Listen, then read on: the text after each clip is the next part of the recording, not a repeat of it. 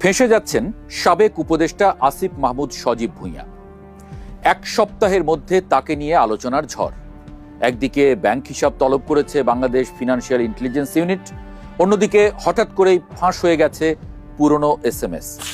এদিকে দেশি বিদেশি গণমাধ্যমে বিটকয়েন এবং টাকা পাচার নিয়ে একের পর এক রিপোর্ট। আসিফের দাবি ঢাকা দক্ষিণের মেয়র নির্বাচন করবেন, এই ঘোষণা দেওয়ার কারণেই তাকে ফাঁসাতে চাইছে একটি পক্ষ। কিন্তু যারা আসিফের বিরুদ্ধে অভিযোগ তুলছেন তারা তো সবাই আসিফের নিজের লোক।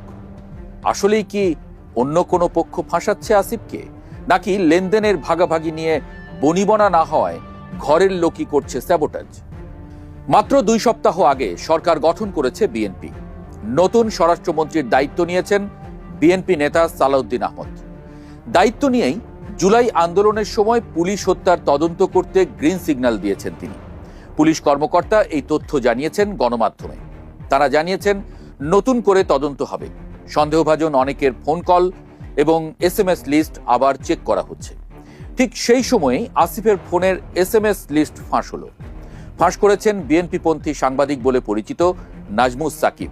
নাজমুস সাকিবের কাছে এই লিস্ট কোত্থেকে এলো? পুলিশের পক্ষ থেকেই কি কেউ তাকে কল লিস্ট দিয়েছে? তাহলে প্রশ্ন আসবে, পুলিশ আসিফ মাহমুদের কল লিস্ট বা SMS লিস্ট নাড়াচাড়া করছে কেন? দ্বিতীয় ঘটনাটি আরও ইঙ্গিতপূর্ণ। সাবেক উপদেষ্টা আসিফ মাহমুদ সজীব ভুঁইয়ার ব্যাংক অ্যাকাউন্ট তলব করেছে বাংলাদেশ ব্যাংকের ফিনান্সিয়াল ইন্টেলিজেন্স ইউনিট। আসিফ মাহমুদও দেরি করেননি। তলবের পরপরই রীতিমতো সংবাদ সম্মেলন করে নিজের, বাবা মায়ের এবং স্ত্রীর মোট 9টি ব্যাংক হিসাবের তথ্য প্রকাশ করেছেন।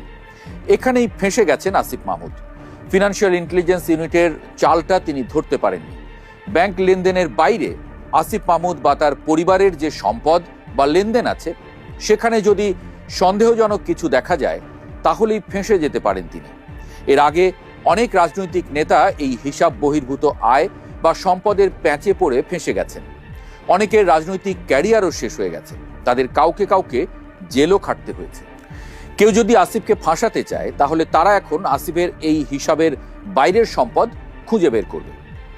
সম্ভবত সেই অনুসন্ধান এরই মধ্যে শুরু হয়েছে, কারণ এরই মধ্যে সামাজিক যোগাযোগ মাধ্যমে এবং বিভিন্ন গণমাধ্যমে 4টি দেশে আসিফ মাহমুদ সজীব ভুঁইয়ার 11,000 কোটি টাকা পাচার করেছেন এমন খবর ছড়িয়েছে।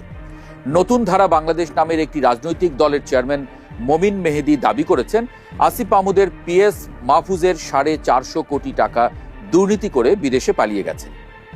এর মধ্যে তার PS মাহফুজের বেশ কয়েকটি অডিও কল ফাঁস হয়েছে। এসব নিয়ে কখনো কোনো তদন্ত হয়নি।